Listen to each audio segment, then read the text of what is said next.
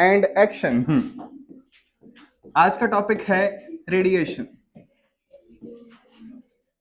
हाँ भाई, कंडक्शन हो गया, कन्वेक्शन हो गया, न्यूमेरिकल्स आपके भरोसे रह गए। न्यूमेरिकल वगैरह डिस्कस करेंगे न्यूमेरिकल क्लास में, असाइनमेंट वगैरह मिल चुकी है।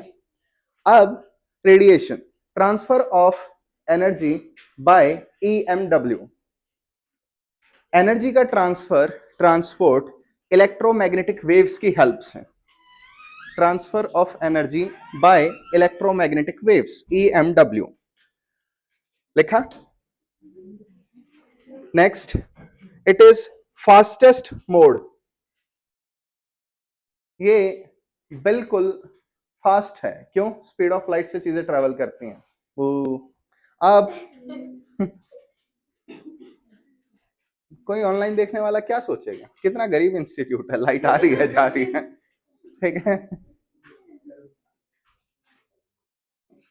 ओके हाँ तो बच्चों, अब जितने भी टॉपिक्स चलेंगे सारे के सारे रेडिएशन से बिलोंग करेंगे। Stefan's law, Stefan Boltzmann law, Newton's law of cooling, Kirchhoff's law, ठीक है, ये सारे के सारे।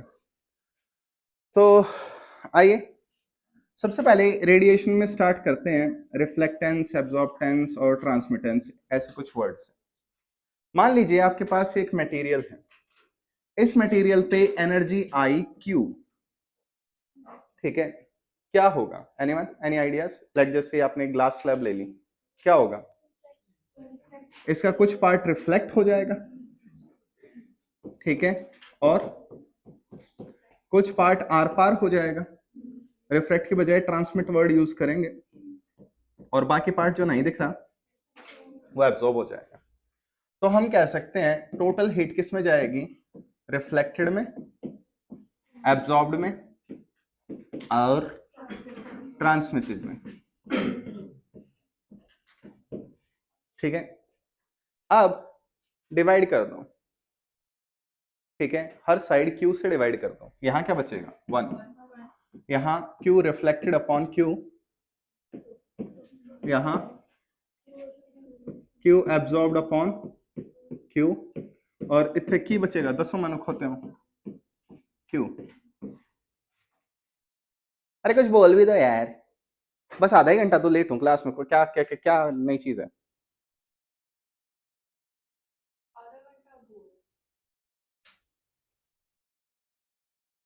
कोई बात नहीं बच्चों, तुम चाहते हो तो मैं इतना सीरियसली पढ़ाऊंगा, सब कुछ खिंच जाएगा।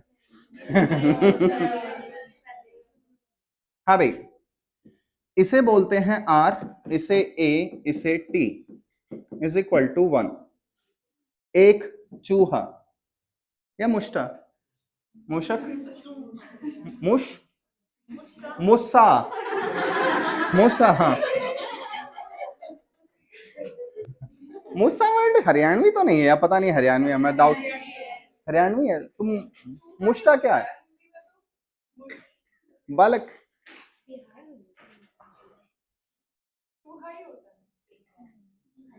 हरियाणवी में पहली बात चूहा बोल नहीं सकते, चूहा, वो कुछ ऐसे बोलेंगे कि अगर आपको चूहे से दिक्कत है, किसी को डर लगता है, तो आप कलाकारियां भी कर सकते हैं। एक आर्ट, या फिर ठीक किसी को लटकना हो तो एक तार। सारे परम्यूटेशन कॉम्बिनेशन है, नए नए वर्ड्स बना लेना। हाँ तो बच्चों, R, the term R is for reflectance, ठीक। A फॉर एब्जॉर्ब, स्पेलिंग बताइए। R के बाद B, T, P, P। कोई बट लगाने को तैयार? जल्दी बोलो, मैं भाड़ में जाए पढ़ाई, जल्दी बोलो, बी या पी? बैट लगाने को तैयार है? बी? एक मिनट, ओए तू पी के क्यों लगा रही है? अगर मैं पी बोल रहा हूं तो तू मेरे अगेंस्ट कैसे बैट लगाएगी? पी, दोनों पी, और कोई प्लीज जल्दी बोलो। बी, दोनों बी ना? हाथ दिखाना जरा, कौन कौन बी वाले हैं? 5 चॉकलेट, देख लो बच्चों, ध्यान से देखो इन्हें।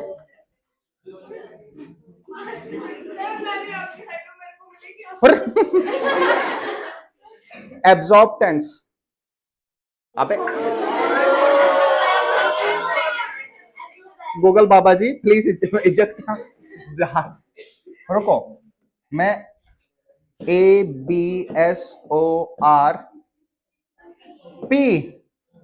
एब्जॉर्बटेंस, एब्जॉर्बटेंस,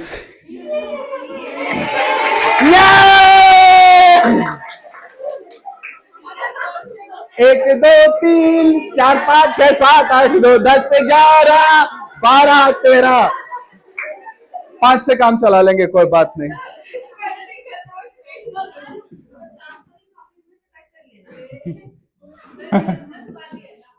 हाँ दे दे बच्ची, ठीक है। नेकी और पुंजड़ पुंजड़, ध्यान से देखे, मेरा बाबू आ गया। और तेरी यार कॉकरोच,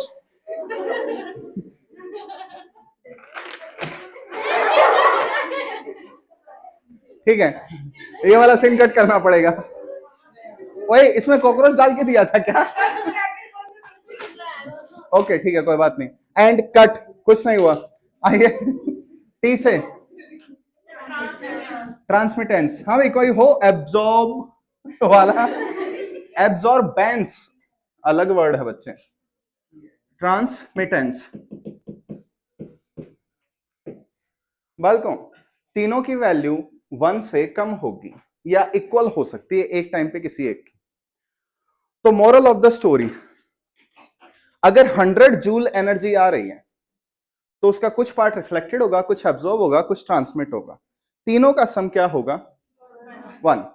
अब एक चीज देखो, लेट जस्ट से मेरे पास ये ग्लास है, बिल्कुल ट्रांसपेरेंट ग्लास, ठीक है। लाइट आई, लेट जस्ट से कह देते हैं 100 जूल, लाइट पास कर गई 90 जूल, ठीक। एब्जॉर्ब हुई 4 जूल और रिफ्लेक्ट हुई कितनी? 6 जूल। दिख रहा है ये डेटा? तो ये क्या है? ये गुड एब्जॉर्बर है, गुड ट्रांसमीटर है या गुड रिफ्लेक्टर है? ट्रांसमीटर। तो यहां पे मैं क्या कह सकता हूं? Good transmitters are bad absorbers and bad reflectors. कोई डाउट किसी को? अगर कोई अच्छा ट्रांसमिट कर सकता है तो वो बेकार एब्जॉर्ब करेगा, बेकार रिफ्लेक्ट करेगा। ऑन दी अदर हैंड, अगर यहीं पे मैं एग्जांपल लूं कि लाइट आई, मिरर पे स्ट्राइक हुई, मैक्सिमम रिफ्लेक्ट हो गई, तो good reflectors are bad absorbers, bad transmitters. इस टाइप के वर्ड्स आपको यहां से मिल सकते हैं। तो moral of the story, reflectance, absorptance और ट्रांसमिटेंस का सम 100% होता है या 1 होता है। कोई डाउट किसी को इसमें? तो ये चीज देख लेना। चेंज करो प्लीज। ये एग्जाम्पल है, ठीक है, डेटा वेरी कर सकता है डिपेंडिंग ऑन बॉडीज। अब वापस आइए, इसके बाद हमारे पास है किरचॉफ्स लॉ। किरचॉफ का कौन सा law? First law, second law?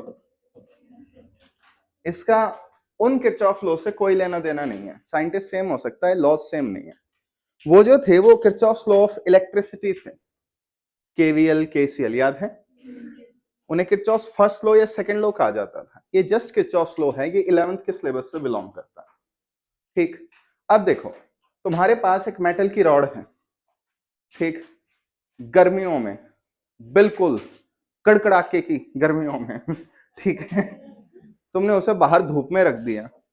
तो आई होप तुम्हें पता हो, कई बार नॉर्मल डे में ऊपर क्या देखेंगे बालक? कुछ गिरने वाला है क्या? नहीं, बता दो अगर ऊपर तुम्हें लग रहा है, थोड़ा सा भी डाउट, अब भूत भूत है तो मैं भाग लूंगा, ठीक है। गर्मी लग रही है, फिर भूत नहीं हो सकता। भूत के आसपास ठंड होती है अकॉर्डिंग टू मूवीज। या भूतनी के आसपास वो भूत था या आत्मा थी? और डायन के आसपास कौन घूमेगा? हद है, अजीब बच्चे हो। वापस आइए टॉपिक पे। लेट जस्ट से तुम्हारे पास एक रॉड है, उसे बाहर धूप में रख दिया, जल्दी गर्म हो जाएगी। उसे वापस अंदर लाके छांव में रख दिया, जल्दी ठंडी भी हो जाएगी, ठीक है। पानी है, पानी उबलने में टाइम लेता है, तो पानी ठंडा होने में भी टाइम लेता है, एकदम से ठंडा भी नहीं होता।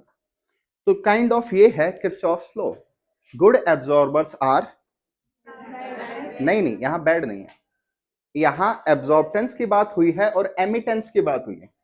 ट्रांसमिट और एमिट सेम वर्ड है। ट्रांसमिट होता है आर पार हो जाना, एमिट खुद से रिलीज करना।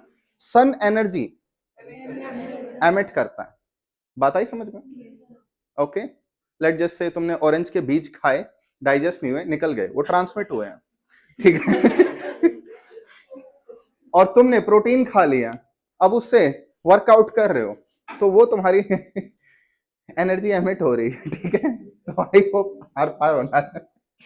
ओके बच्चों, ऐसे मत देखो, बीज के साथ खाने में कोई दिक्कत नहीं है। हाँ भाई, तो इसमें लिखे good absorbers are good emitters. ये रेड के बारे में नहीं है, good absorbers are good emitters.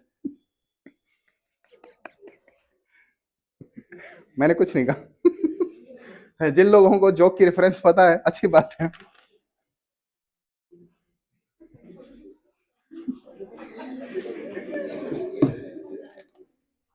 हाँ भाई, नोट किया? करें आगे? Okay, the next term is black body. Black body, इसके लिए कोई सिंबल नहीं है, लेकिन ये टर्म बार बार आएगा, तो शॉर्ट में बीवी लिख लेना। बीवी Roy, great Britain, very good wife. हाँ हाँ हाँ। Black body, anyone? Black body is what? काली भैंस। क्या होगा ब्लैक बॉडी? कोई भी काली चीज, जाने दो। ब्लैक बॉडी का कलर क्या होगा? है ब्लैक बॉडी के दो कलर हो सकते हैं, या तो कंप्लीटली ब्लैक या completely white. Sun is a black body, sun का कलर व्हाइट है, तो ब्लैक बॉडी का मतलब ये नहीं है कि उसका ब्लैक होना जरूरी है, ठीक है। तो किसी ने पढ़ा हो what is black body according to physics?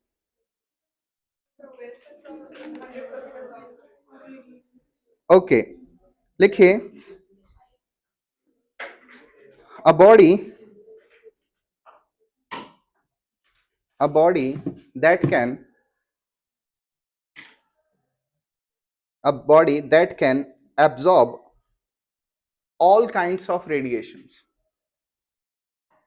A body that can absorb all kinds of radiation, ठीक है। ये एक आइडियल केस है। हाँ भाई, वेवलेंथ की वैल्यू बताओ, वेवलेंथ की वैल्यू कहां से कहां तक हो सकती है? 0 से इंफिनिटी तक। एग्जैक्टली जीरो का मतलब नहीं बनेगा। जैसे सन से लाइट आती है, कौन कौन सी सन से कौन कौन सी इलेक्ट्रोमैग्नेटिक वेव आती है?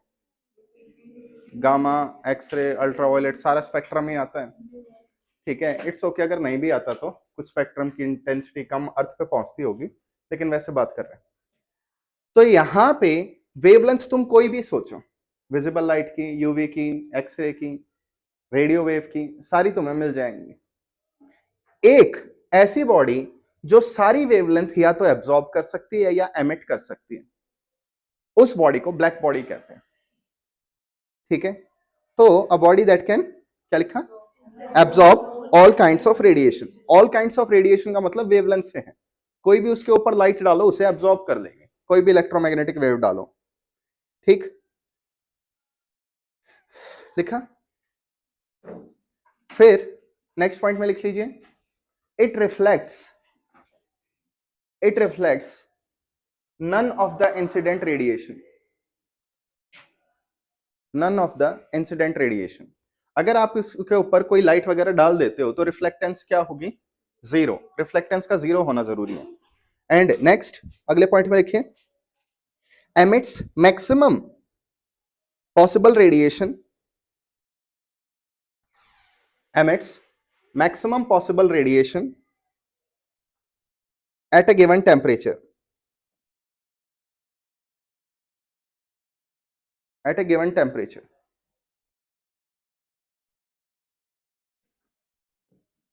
ओके हाँ भाई, प्रैक्टिकली कोई भी परफेक्ट ब्लैक बॉडी है फिजिक्स में? Perfect black body anyone? कोई भी हो? ब्लैक होल, ब्लैक होल नाम आप सुन सकते हो, पहले मुझे खुद भी लगता था ब्लैक होल होते हैं, लेकिन उसके बारे में रिसर्च की। देखो, ब्लैक होल्स जो हैं ऑफ कोर्स वो लाइट को बाहर नहीं निकलने देते, लेकिन ब्लैक होल से एक अलग टाइप का रेडिएशन निकलता है जिसे स्टीफन हॉकिंग रेडिएशन बोलते हैं। तो black holes are not black bodies, ठीक है, ब्लैक होल ब्लैक बॉडी नहीं है, उनसे अलग रेडिएशन निकलते हैं। नो कमेंट्स, बस मैं इतना। बालक, एक टाइम पे ब्लैक बॉडी एक काम करेगी। हाँ, दोनों एक साथ नहीं हो रही। ब्लैक होल रेडिएशन एब्जॉर्ब तो सारे कर रहा है, लेकिन एक अलग ही टाइप का रेडिएशन एमिट कर रहा है। वो सिर्फ एब्जॉर्ब करेगी, ठीक है। हाँ भाई, फिर डेली लाइफ में, प्रैक्टिकल लाइफ में कोई परफेक्ट ब्लैक बॉडी नहीं है, किसी को क्लोज टू ब्लैक बॉडी माना जा सकता है। आगे लिखिए, एब्जॉर्प्टिविटी, एब्जॉर्प्टेंस कितना होगा? 1। एमिटेंस कितना होगा?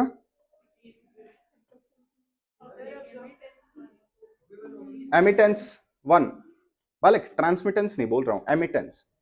Good absorbers are good emitters, ठीक। तो इसकी एब्जॉर्प्टिविटी और एमिसिविटी 1-1 होती, रिफ्लेक्टेंस 0, रिफ्लेक्टेंस 0 होगा। Anyone? Transmittance 0, of course, RAT।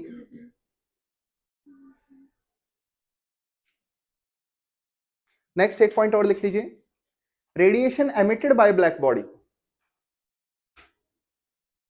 Radiation emitted by black body depends on its temperature, depends on its temperature,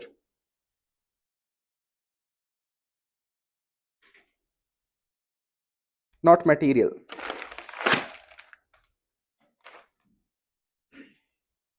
आज क्या कुछ केमिस्ट, ऑर्गेनिक नहीं, सॉरी, जूलॉजी में चोरदाता पढ़ा था क्या?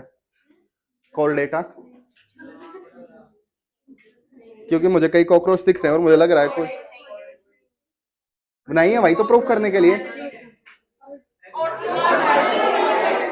ऑर्थोपोडा हो, एंट्रापोडा हो, मेरे को कोई दिक्कत नहीं है, बस मेरे डेस्क पे नहीं पोड़ा हो।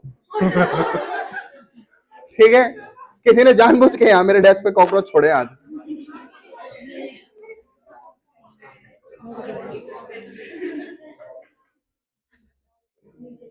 हाँ भाई, एग्जाम्पल लिखे, radiation emitted depends on temperature, not on material. बालक आर्ग्यू कीजिए, कैसे डिपेंड करेगा आपके अकॉर्डिंग?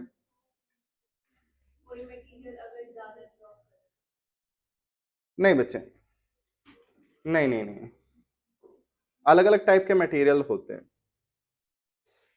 आइए वापस, अप्रोक्सीमेट,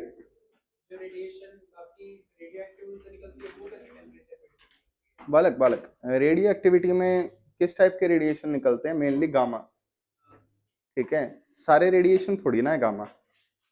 रेडियो एक्टिविटी में विजिबल लाइट आई थिंक हो भी सकती है, नहीं भी, लेकिन रेडियो वेव्स नहीं होंगी, काफी सारी चीजें नहीं होंगी। तो लिखिए, अप्रोक्सीमेट, क्या लिखा है, सॉरी, एग्जाम्पल्स में, अप्रोक्सीमेट ब्लैक बॉडीज,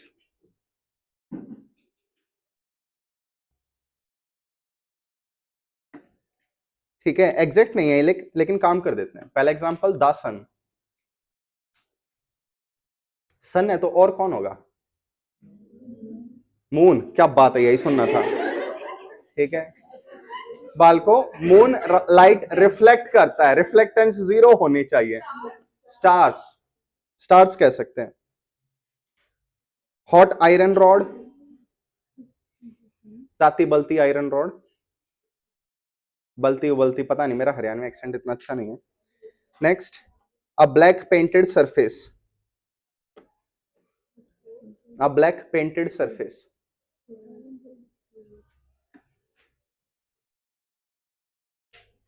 आज ये जिसने भी मेरे ऊपर यहाँ कॉकरोच डालने की वो की है, प्राउड ऑफ यू।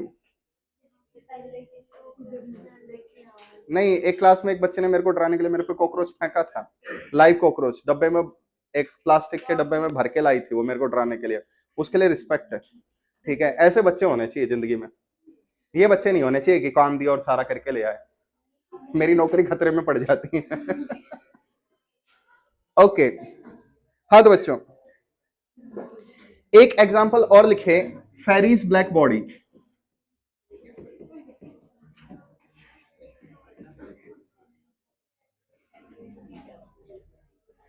कंट्रोल बिडू, कंट्रोल फेरीज ब्लैक बॉडी।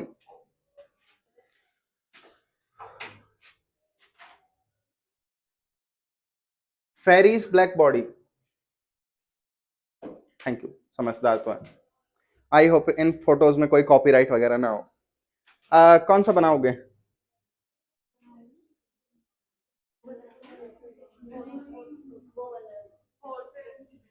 चलो तुम कह रहे हो तो ये वाला बनाओ, वो इजी था।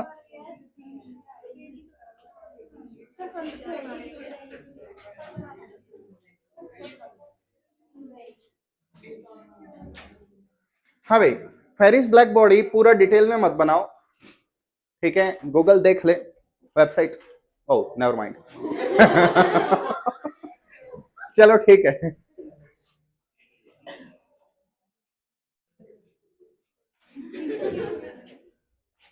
मैं ना सच में कई बार मेरे को लगता है कि मैं ज्यादा आलसी हूँ, टाइम बचाने के चक्कर में टाइम ज्यादा लगा देता हूँ। आइए वापस, मैं ही बना लेता हूँ। देखो बच्चों, सबसे पहले यहां पे क्या है, एक पिन होल है,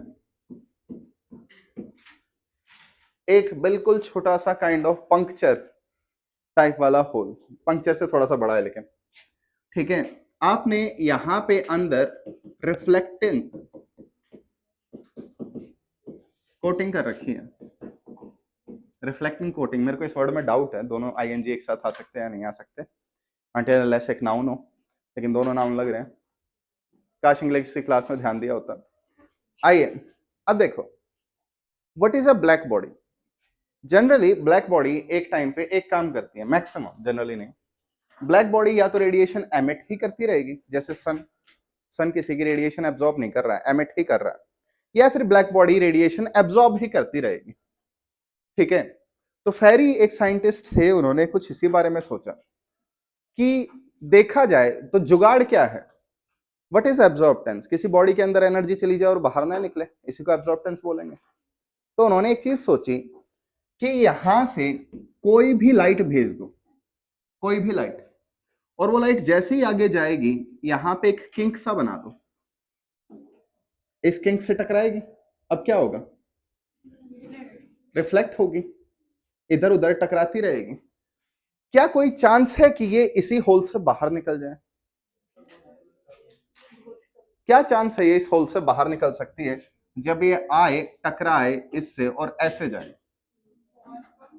नियरली 0%, क्योंकि उसने इसकी शेप ही ऐसी थी, ठीक है। तो ये 99.99% तक क्या है, एक ब्लैक बॉडी है। लाइट इसके अंदर जा रही है और बाहर नहीं निकल रही, उस सेंस में इसने अब्सॉर्ब कर लिया, ठीक। तो फेरी ने ऐसे एक ब्लैक बॉडी बनाई थी, फेरीज ब्लैक बॉडी। ये आजकल तो एनसीईआरटी में नहीं है टर्म, लेकिन पुरानी एनसीईआरटी में होती थी, तो थोड़ा सा देख लेना। करें आगे, ठीक, ये मैं बना ही लेता तो ज्यादा बेटर रहता। एक मिनट, मैं इसे और अच्छे तरीके से बना सकता था।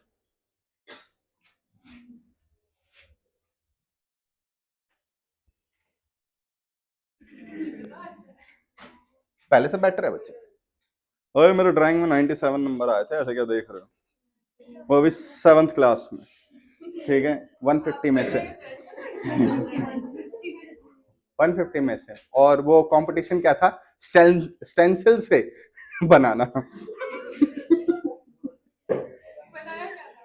स्टेंसिल से लेटर्स वगैरह छापने, उसमें मेरे 97 थे। ऐसे क्या लगा रखा है तुम लोगों ने, ड्राइंग मेरी जबरदस्त रही है, वो तो ड्राइंग हट गई, टीचर ने छोड़ दिया। ठीक है, आइए। हाँ तो बच्चों, the next term is emissivity.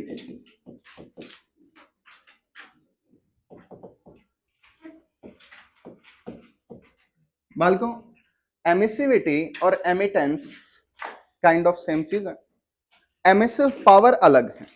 तो एक चीज देख लेना, अपनी बुक में कई जगह ई लैम्डा लिखा हुआ है। ई लैम्डा क्या है, एमिसिव पावर,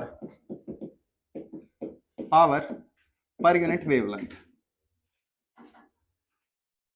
कई बार इसे एमिसिव पावर भी कह देते हैं। तो कहीं अगर ई लैम्डा या कैपिटल ई लैम्डा ये सिंबल यूज हो जाए तो वो ये चीज नहीं है, वो अलग चीजें होती हैं। टाइम मिला तो इसे डिस्कस कर दूंगा अपने सिलेबस में, मुझे नहीं लगता इस पे कोई क्वेश्चन है। मैंने एक भी पीवाईक्यू में क्वेश्चंस नहीं देखे रिसेंट में, बोले तो पिछले 8 साल में। कोई मिस हो गया हो तो अलग बात है, ठीक है। तो ये चीज अलग है, इसे बाद में डिस्कस कर लेंगे। अभी सिर्फ एमिसिविटी पर ध्यान दो। ई लैम्डा अलग है, इसका सिंबल ए है। आइए, एमिसिविटी, एमिसिविटी क्या है? एक रेशियो है कि कोई बॉडी कितना परसेंट ब्लैक बॉडी है, ठीक है। इट इज अ मेजर, लिख लो, it is a measure of a body's behaviour,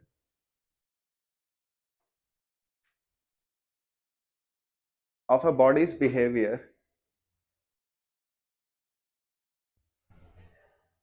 of radiation,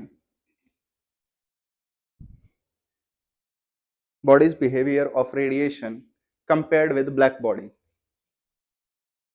compared with black body। तो बच्चों, एमिसिविटी होती है power radiated by body divided by power radiated by black body.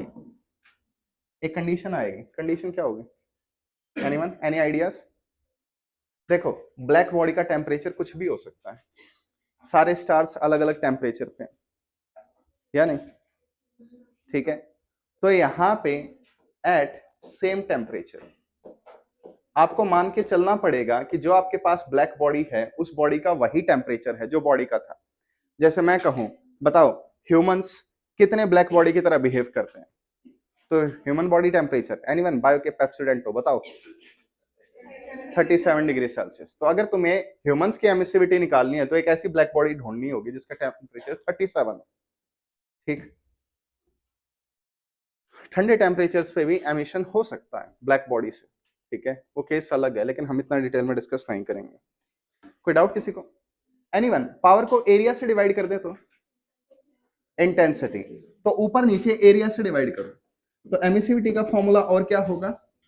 Intensity of body upon intensity, ये intensity of radiation है, कितना वो radiate कर रहे हैं, intensity of black body at same temperature,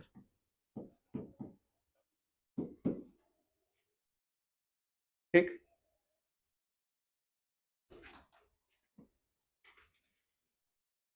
कोई डाउट किसी को?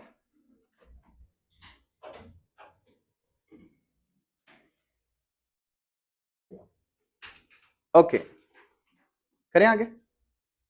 इसके बाद नेक्स्ट आइए, नेक्स्ट हेडिंग डालिए स्टीफन्स लॉ।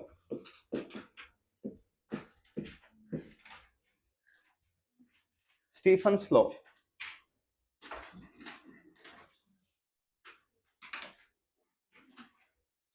ओके। हाँ भाई, व्हाट इफ एक ह्यूमन बॉडी आउटर स्पेस में चली जाए विदाउट स्पेस सूट? कोई ये नहीं कहेगा मरेगा वो, ठीक है। लाइक जैसे आप किसी स्पेसशिप में हो बाहर, सनलाइट वगैरह सबसे दूर आउटर डार्क स्पेस में, ठीक है, और आप बिना स्पेस सूट के बाहर चले गए, क्या होगा? फट जाएंगे, पॉसिबिलिटी है लेकिन चांसेस कम है, और जम जाएंगे। जम के टूटने का तो कोई वो रीजन नहीं है। देखो, पुरानी मूवीज अगर तुम देखते होगे, हॉलीवुड पुरानी मूवीज 1990s या उनसे पहले की, तो उनमें दिखा दिया गया होगा कि ह्यूमंस जब बाहर जाएंगे तो एक्सप्लोड हो जाएंगे। मेरा भी कुछ यही परसेप्शन था। रीजन, हमारी बॉडी में प्रेशर बहुत ज्यादा होता है, ब्लड प्रेशर, बाहर प्रेशर कम होता है, हमें फील नहीं होता क्योंकि ब्लड एटमॉस्फेरिक प्रेशर को बैलेंस कर देता है, ठीक है। लेकिन फिर भी हमारी बॉडी स्ट्रांग है, थोड़ा बहुत आंखें बल्ज वगैरह हो सकती है, अदरवाइज कुछ ऐसा मुझे नहीं लगता। जैसे ही आप आउटर स्पेस में जाओगे, बॉडी एकदम से बहुत ज्यादा रेडिएशन शो कर देगी, बहुत ज्यादा, और एकदम से जम जाओगे। विद इन 10 सेकेंड्स आपकी कुल्फी जम जाएगी, आप खुद को चाट सकते हैं आउटर स्पेस में। किसी को कुल्फी पसंद हो तो सोचो आपकी जीभ की ही आइसक्रीम बन गई और आप उसे ही चाट रहे हो। ये कंसेप्ट मुझे भी नहीं पता जीप को कैसे चाटोगे, लेकिन एकदम से जम जाओगे। रीजन है स्टीफन्स लॉ। कोई भी बॉडी जो रेडिएशन एमिट करती है वो उनके टेम्परेचर की फोर्थ पावर पे डिपेंड करती है, ठीक है। तो लिखिए इसमें डेफिनेशन क्या ही लिखनी है, फॉर्मूले में डेफिनेशन लिखवा देता हूं। Intensity of radiation by black body is directly proportional to fourth power of temperature. ये है स्टीफन्स लॉ। देखो हर बॉडी एनर्जी एमिट करती है, हर बॉडी। कौन सी बॉडी नहीं करेगी? जो 0 केल्विन पे, ठीक है। आप देख सकते हो अगर मैं टेम्परेचर को 0 रख दूं तो इंटेंसिटी पावर रेडिएटेड कितना हो जाएगा? 0। अगर किसी भी बॉडी का टेम्परेचर 0 से ज्यादा है तो वो रेडिएशन एमिट करेगी। कोई डाउट किसी को? ओके, अब वापस आएंगे, प्रोपोर्शनलिटी हटाएंगे, क्या आएगा? एक कांस्टेंट आएगा, उस कांस्टेंट को सिग्मा कहेंगे। This is Stefan's law. Intensity radiated by a black body is directly proportional to fourth power of absolute temperature। Please याद रखिएगा ये टेम्परेचर केल्विन में ही होना चाहिए, कभी सेल्सियस में लेके नाक डुबो दो हमारी।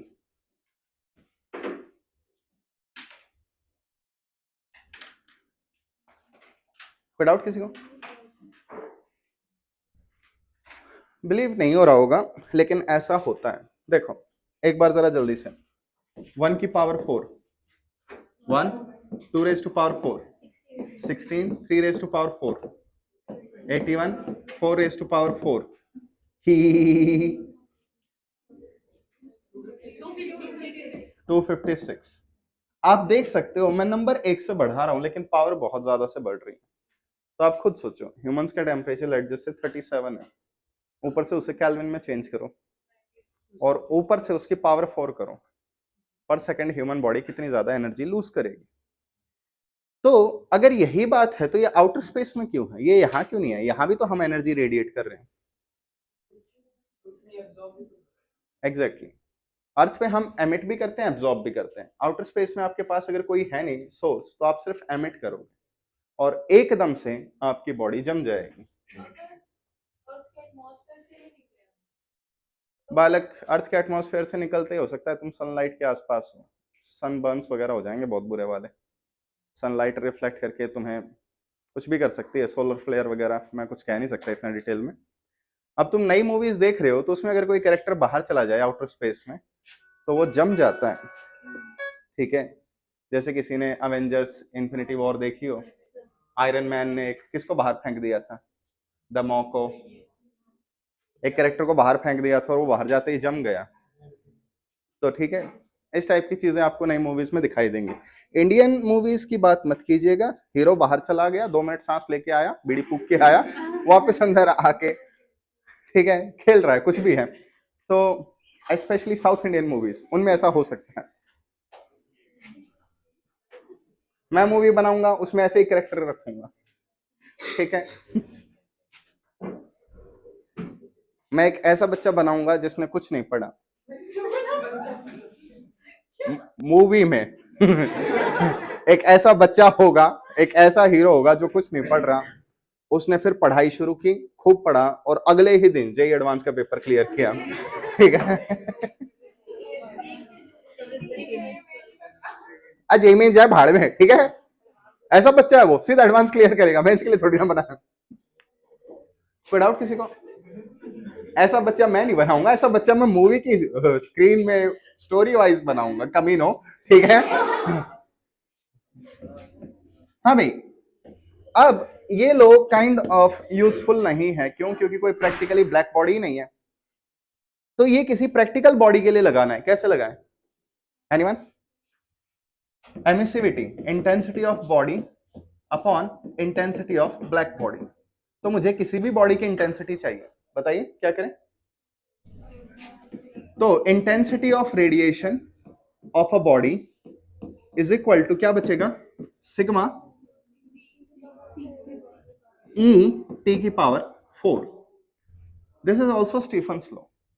मेनली तो स्टीफन्स लॉ वो है ये वाला, लेकिन हम उससे ये भी बना सकते हैं। अब ये किसी भी प्रैक्टिकल बॉडी के लिए एप्लीकेबल है। कोई बॉडी कितना रेडिएशन एमिट कर रही है, कोई डाउट किसी को? हाँ भाई, what is intensity? Intensity is power radiated upon area. कोई डाउट? एक चीज आप देखना, अगर आप न्यूमेरिकल सॉल्व कर रहे हो तो ये एरिया कभी प्रोपोर्शनल में आएगा, कभी इनवर्सली प्रोपोर्शनल में आएगा। ठीक, तो इस बारे में मैं आर्ग्यूमेंट करूंगा जब पढ़ाऊंगा। अभी के लिए याद रखिए, दिस इज सरफेस एरिया। ये वाला जो एरिया होता है ये सरफेस का एरिया होता है। ठीक, हाँ तो बच्चों,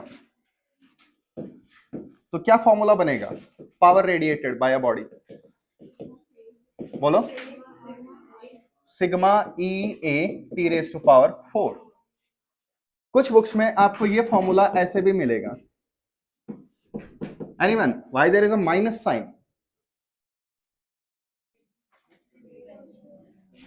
प्रेशर नहीं है बच्चा, पावर है ये।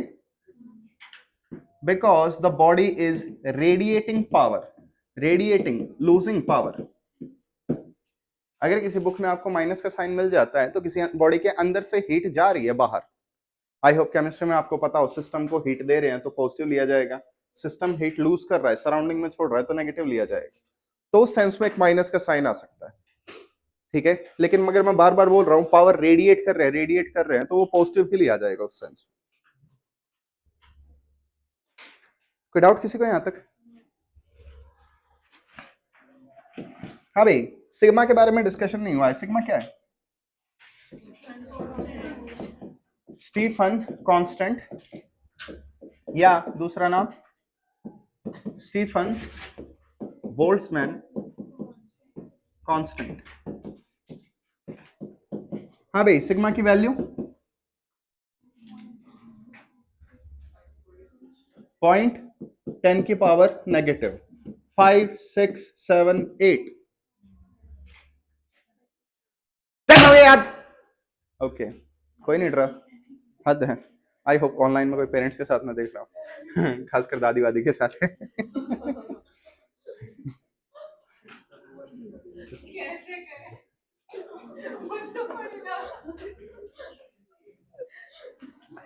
एनीवन, सिग्मा की यूनिट, सिग्मा की यूनिट कोई भी? सिग्मा क्या है?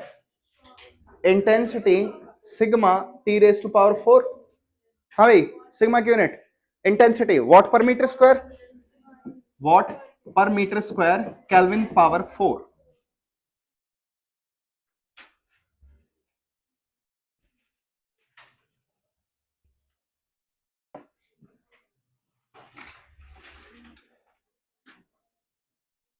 नोट किया? करें आगे?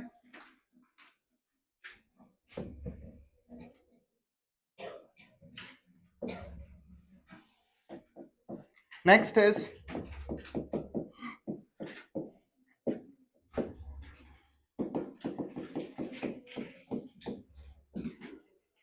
Provost theory of heat exchange. ये टर्म सिलेबस में नहीं है, लास्ट में बालिके ध्यान दे ले। Okay, Prevost theory of heat exchange, ये टर्म अगेन सिलेबस में नहीं है, तुमसे कोई नाम नहीं पूछ सकता, लेकिन इसका काम सिलेबस में है। लेट जस्ट से तुसी सहारा डेजर्ट ते हो,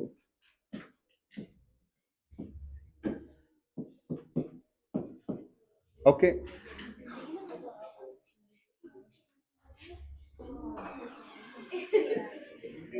तुम सहारा डेजर्ट में हो, तुम्हारी बॉडी का टेम्परेचर है 38 डिग्री सेल्सियस, ऑफ कोर्स 37 होना चाहिए, लेकिन तुम डे टाइम में हो और बाहर का टेम्परेचर क्या होगा? लेट जस्ट से 50 डिग्री सेल्सियस। ठीक है, गर्मी अगर लगने लग गई तुम्हें तो बॉडी का टेम्परेचर स्लाइटली राइज कर सकता है। अगर किसी को 38 से चुल रहा है तो 37 मान लो। हाँ भाई, स्टीफन्स लॉ क्या है? क्या है स्टीफन्स लॉ? अगर किसी के पास टेम्परेचर है तो वो पावर रेडिएट करेगा। यहां किस किस के पास टेम्परेचर है? बॉडी के पास और सराउंडिंग के पास, तो दोनों हीट रेडिएट कर रहे हैं। तो बॉडी क्या करेगी? बॉडी हीट रेडिएट करेगी। ठीक है, बॉडी हीट रेडिएट कर रही है, लेकिन सराउंडिंग भी हीट रेडिएट कर रही है। सराउंडिंग जो हीट रेडिएट करेगी वो इसकी बॉडी में जाएगा। ठीक, कौन हीट रेडिएट ज्यादा कर रहा है? सराउंडिंग। सराउंडिंग ज्यादा हीट भेज रही है और ये कम हीट बाहर भेज रहा है, और दोनों के दोनों एक साथ हो रहे हैं। ठीक, तो क्या होगी Prevost theory of heat exchange? A body simultaneously emits and absorbs radiation. तो इसे गर्मी क्यों लग रही है बताइए? ज्यादा हीट एब्जॉर्ब कर रहा है, कम हीट एमिट कर रहा है। ठीक है, लेट जैसे तुम इसकी जगह लद्दाख वद्दाख चले गए, कभी जाडे वाली जगह, तो बॉडी हीट ज्यादा रेडिएट करने लग जाएगी और कम एब्जॉर्ब होगा, दोनों साथ हो रहे हैं। ठीक है, तो लेकिन हीट अगर ज्यादा रेडिएट हो रही है तो एक टाइम के बाद तुम्हें ठंड लगने लग जाएगी। डाउट? अगर तुमने कोई जैकेट वैकेट हद से ज्यादा टाइट बांध रखे हैं तो तुम्हारी बॉडी को पता है बाहर ठंड है, तुम्हारी बॉडी हीट रेडिएट करना चाहेगी, जैकेट तुम्हारी वो हीट रेडिएट होने नहीं दे रही। इसकी वजह से पर्सन क्या फील कर सकता है? हाइपरथर्मिया या हाइपोथर्मिया? माउंट एवरेस्ट पे जाके कई लोगों को गर्मी लगने लग जाती है बिल्कुल ठंड में, वो नींदों में ही अपने जल्दी से जैकेट वगैरह कपड़े उतार देते हैं क्योंकि उन्हें हद से ज्यादा गर्मी लग रही है और एकदम से जम जाते हैं। ये एक बीमारी है, इसके बारे में सर्च करना प्लीज। इसी बात को सुन के मेरे दिमाग में एक स्टार्टअप आइडिया है। माउंट एवरेस्ट पे जिसको ऐसे गर्मी लग रही है उससे मैगी बना लो। 20-30 साल लगेंगे लेकिन बुरा आइडिया नहीं है। ठीक है, कोई बात नहीं बच्चों, तुमने जैसा रिस्पांस दिया मेरा स्टार्टअप स्टार्ट होने से फेल हो गया। प्लीज ये मजाक है, कभी इसे सीरियसली ले लो। एक दूसरा स्टार्टअप आइडिया और था मेरे पास, गर्मियों की गर्मियां एक बॉक्स में कैद करके सर्दियों में खोल लें, एंड वाइस वर्सा। ठीक है, बस ऐसा बॉक्स ही नहीं मिला, उस पर $2-3 बिलियन का खर्चा आता। ठीक है, 1-2 दिन काम चल जाता उससे। आइए नेक्स्ट लिखिए, स्टीफन बोल्ट्जमैन लॉ। ये बनाना नहीं है बच्चे, ये डायग्राम है और ये पर्सन है। ठीक है, स्टीफन बोल्ट्जमैन लॉ, इसमें लिखवाना था क्या कुछ? A body simultaneously emits and absorbs radiation. अब लिखिए स्टीफन बोल्ट्जमैन लॉ। तुम मेरी स्टोरीज में गुम हो जाते हो जहां तक मुझे लगता है। ठीक है, पता चले तुम में से कोई मेरा स्टार्टअप आइडिया चुरा गया। अभी तक 100-200 तो गिना ही दिए होंगे। ठीक है, जैसे फेसबुक आइडिया वाला मेरे दिमाग में आ ही गया था, लेकिन उससे 10 साल पहले उसने बना दिया, तो मेरी गलती नहीं थी वो।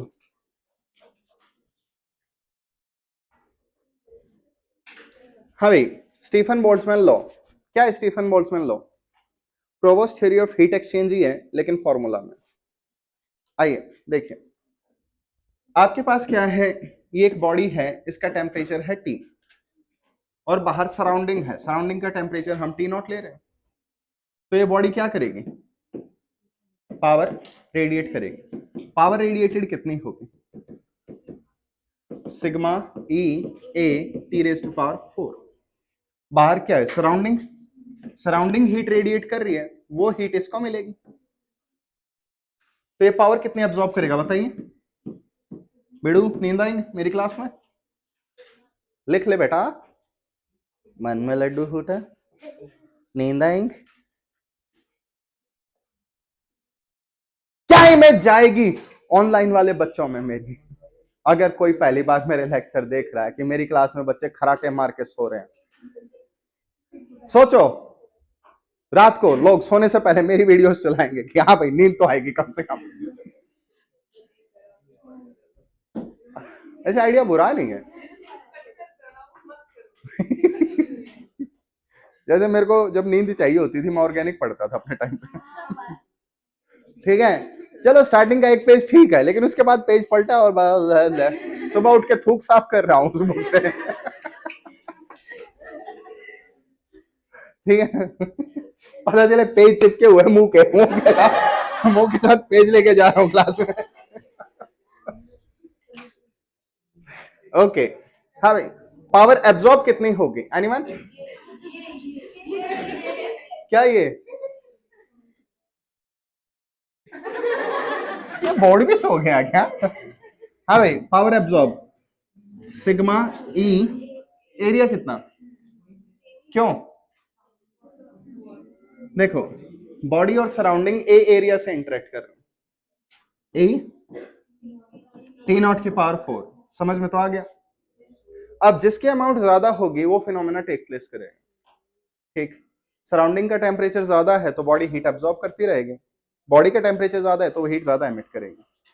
तो net power radiated, net radiation कितना बनेगा, सिग्मा ई ए, बोलो बच्चों,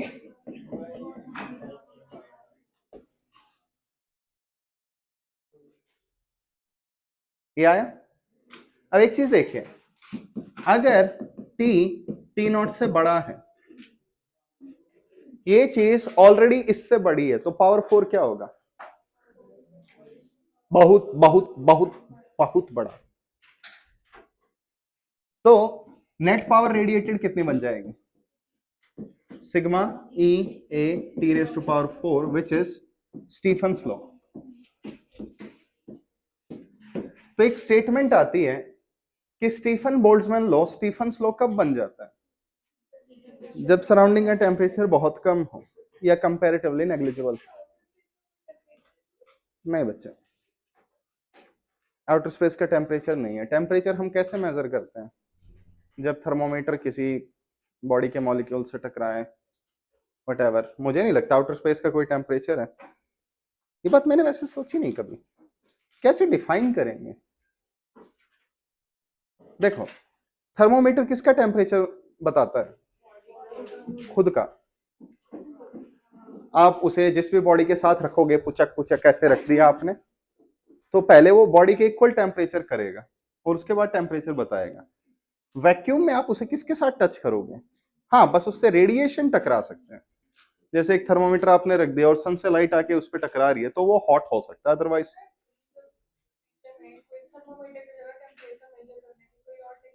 बालक बहुत सारी टेक्निक है। सन का टेम्परेचर हमने कैसे पता किया, थर्मोमीटर से थोड़ी ना, पायरोमीटर से।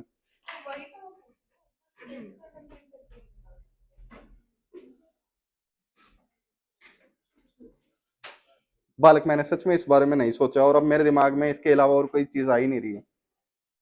इसका आंसर मैं दूंगा चैट जीपीटी से पूछ के, ठीक है। काश मैं एक बड़ा फिजिसिस्ट होता, मेरे को ऑस्कर नोबेल दोनों मिलते हैं।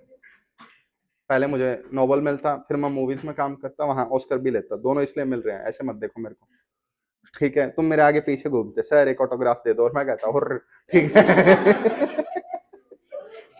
कि जब पढ़ाता था जब तो तुमने वैल्यू की नहीं। ओके, हाँ भाई। Next is veins displacement law.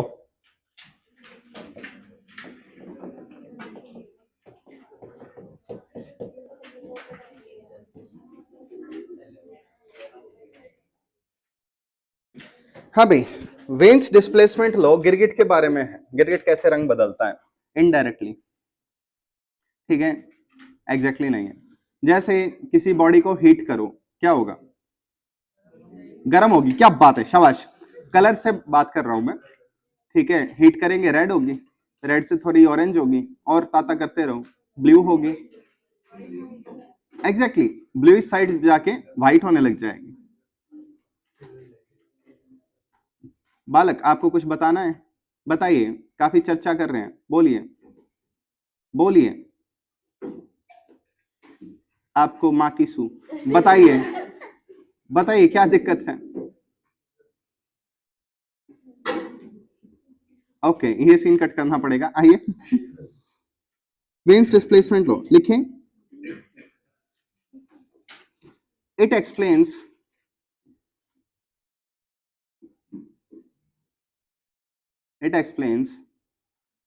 the intensity of maximum radiation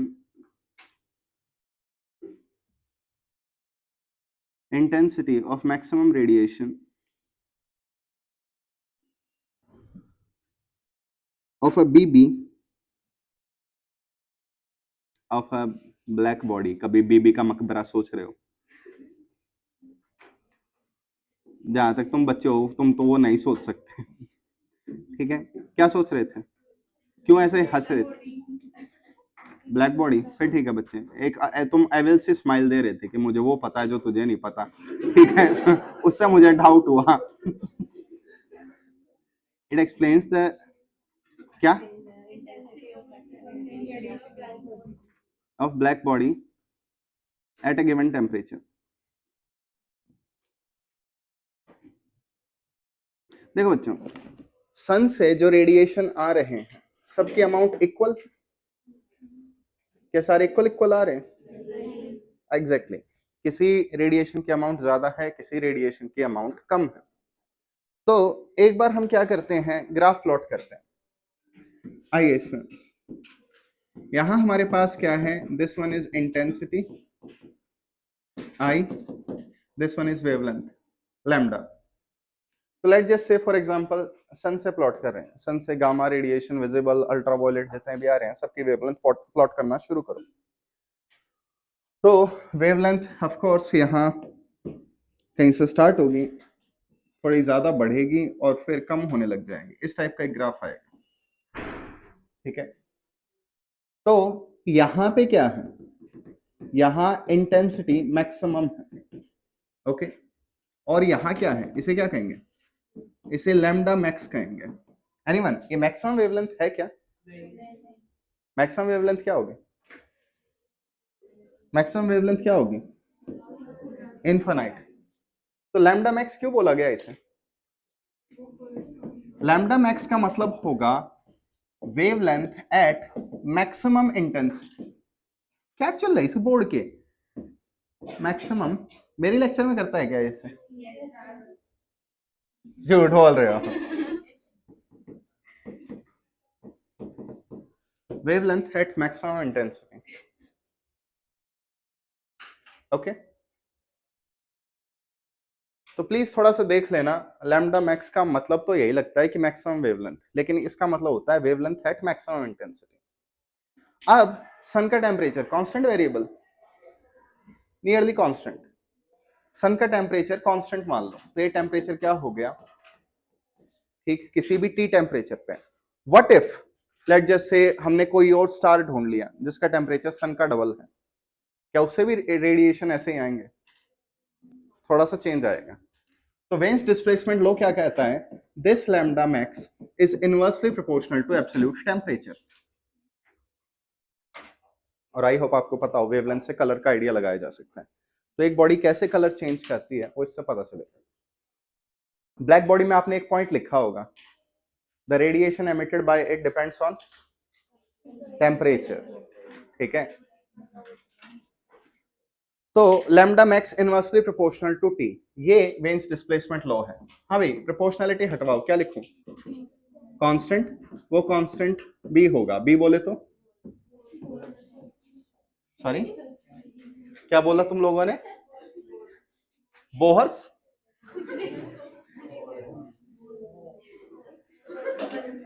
जाने दो, मैं नहीं जानना चाहता। वेन्स कांस्टेंट,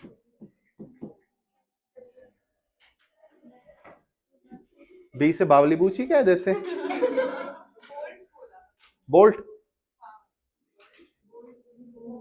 बोल,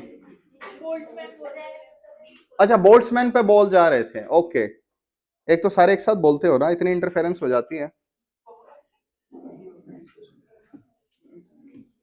एनीवन, बी की वैल्यू किसी को याद है? 2.88 10 रेज़्ड टू पावर 7 8 9 10, चलते रहो, कभी तो पहुंचोगे कहीं। हाँ भाई, यूनिट बता सकते हो?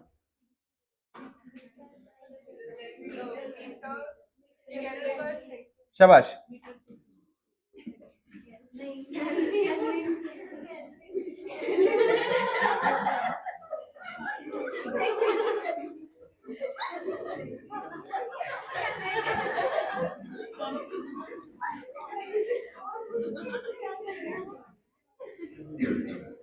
देखो, वैसे तो आप इसे केल्विन मीटर भी कह सकते हो, कोई खास लफड़ा नहीं है, लेकिन मीटर केल्विन दोनों के बीच में प्लीज डैश छोड़ना, क्योंकि अगर मैंने केल्विन मीटर लिखा तो मैं तुम्हें जानता हूं, तुम उसे क्या पढ़ोगे। और एम के लिख दिया तो तुम उसे मिली केल्विन पढ़ सकते हो, इसलिए मैंने बीच में एक डैश लगाया है कि इसकी डैश डैश डैश प्लीज अच्छे से पढ़ लेना, ठीक। हाँ भाई, बी की वैल्यू अप्रोक्सीमेटली क्या ली जा सकती है? 3 इंटू 10⁻³ ये बी की वैल्यू है। थोड़ा सा देख लेना, पीवाईक्यू में इस पे क्वेश्चन आ चुके हैं। अब तुम इतनी जिद कर ही रहे हो तो एक क्वेश्चन निकालो। और ठीक है, 2 निकाल लो यार, ना तुम्हारी ना मेरी।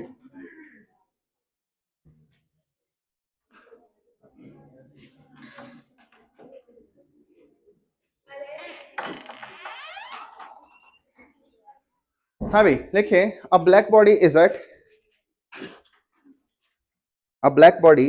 Is at $5760 kelvin temperature. ਤੁਹਾਡੇ ਕੋਲ ਇੱਕ ਬਲੈਕ ਬॉडी ਹੈਗੀ, ਤੁਹਾਨੂੰ ਉਹਨਾਂ ਨੂੰ 5760 ਤੇ ਲੈ ਗਏ।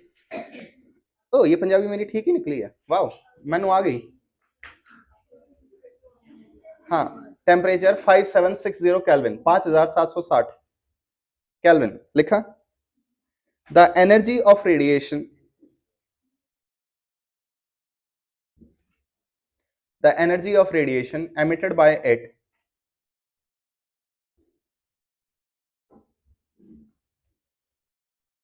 इज U1, कैपिटल U1, ठीक है, U1, U capital 1 capital, okay 1 capital में लिखना, okay, is U1 at 250 nanometre wavelength.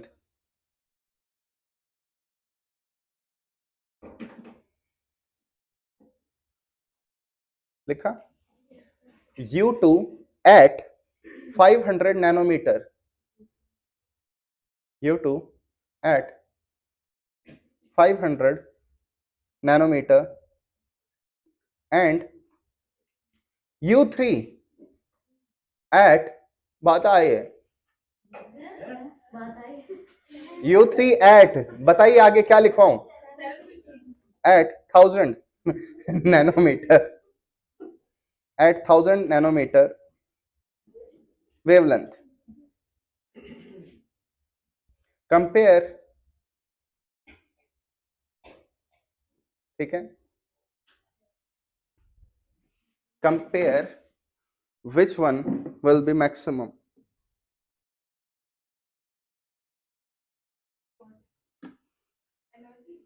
U1, U2, U3, which will be maximum? हाँ भाई, B की वैल्यू,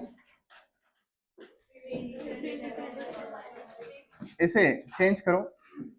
B की वैल्यू मैं लिख सकता हूं 2.88 10⁻⁻⁻6 नैनोमीटर केल्विन, ओके, यूनिट्स आगे पीछे कर दें। ये क्वेश्चन है नीट 2016 का। बच्चों पॉजिटिव 6 आएगा या नेगेटिव 6 आएगा? शाबाश बच्चे, मैं देख रहा था कोई ध्यान दे रहा है, नहीं दे रहा है। शाबाश, कोई तो ध्यान दे रहा है। आइए देखो बालक, क्या करें, मिस्टेक्स ऐसे ही छुपाते हैं। ठीक है, मैं दिमाग नहीं लगाता ज्यादा।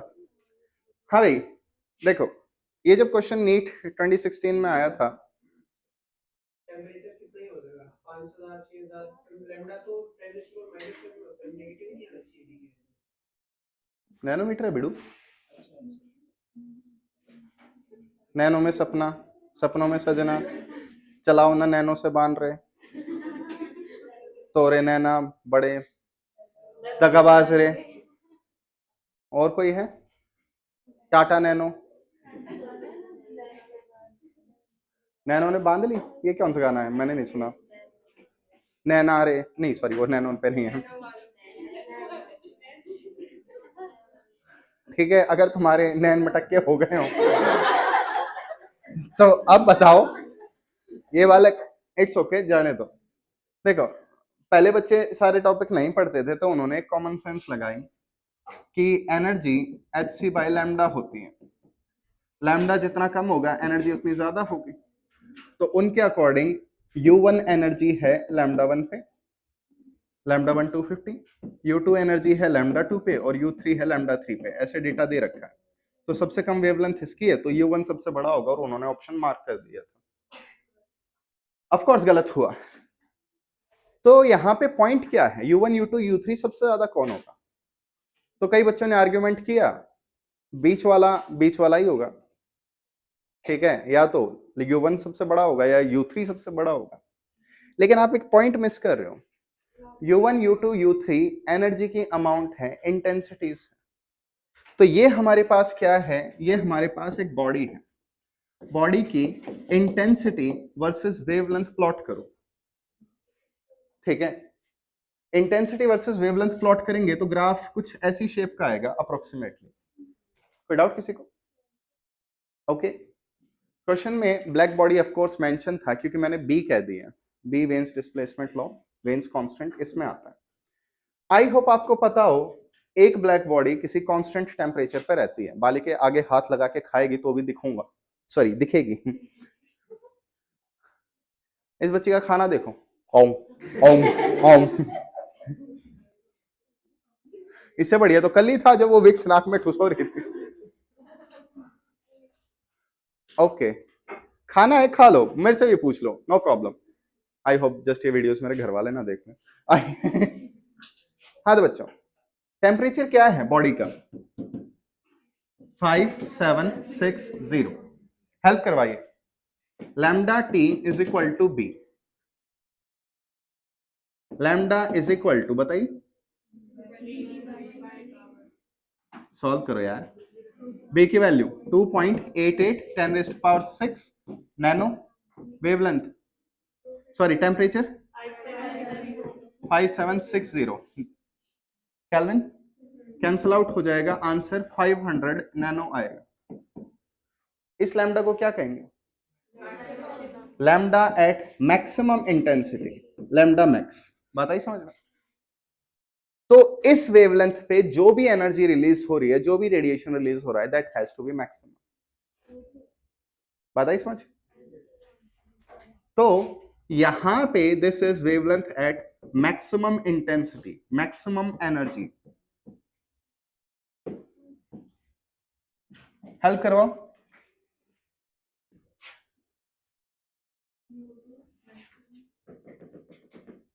तो यहां कौन सी वेवलेंथ लिखनी चाहिए मुझे? 500। यहां कहीं आई होप आपको पता हो 250 होगा और 1000 थोड़ा सा दूर होना चाहिए, तो यहां कम 1000 होगा। तो फिगर के अकॉर्डिंग सबसे मैक्सिमम कौन होगा? U2, कोई doubt? Then U1 then U3, कुछ ऐसे होना चाहिए। तो बालक ग्राफ की शेप ऐसे जाती है ना, मैक्सवेल डिस्ट्रीब्यूशन लो पढ़ा? Maxwell distribution, never mind. देखो बच्चे, ये ग्राफ कहां तक जा रहा है? इंफिनिटी तक। तो ये काइंड ऑफ जीरो से स्टार्ट हुआ, मैक्सिमा गया और वापस जीरो कब जाएगा? इंफिनिटी पे। ये कभी टच नहीं कर सकता। तो काइंड ऑफ इसने टेक ऑफ बहुत जल्दी किया है लेकिन लैंडिंग इसकी बहुत स्लो है। तो यहां पे मिड पॉइंट है, यहां से मैं 250 जा रहा हूं, यहां से मैं 250 गया, फिर 250 और आगे गया, तो यहां मैं थोड़ा ज्यादा जा रहा हूं। अब तुम बताओ कौन सा ज्यादा लग रहा है तुम्हें?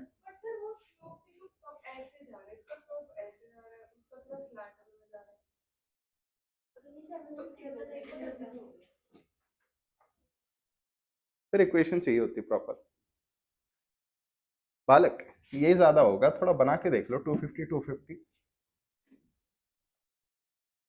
थोड़ा एक बार प्लीज मैक्सवेल डिस्ट्रीब्यूशन लो पढ़ लो, फिजिक्स में नहीं है इसलिए, सिलेबस में नहीं है, डोंट वरी। अब तुम इतना परेशान क्यों हो जाते? एक सिंपल सा ही क्वेश्चन था।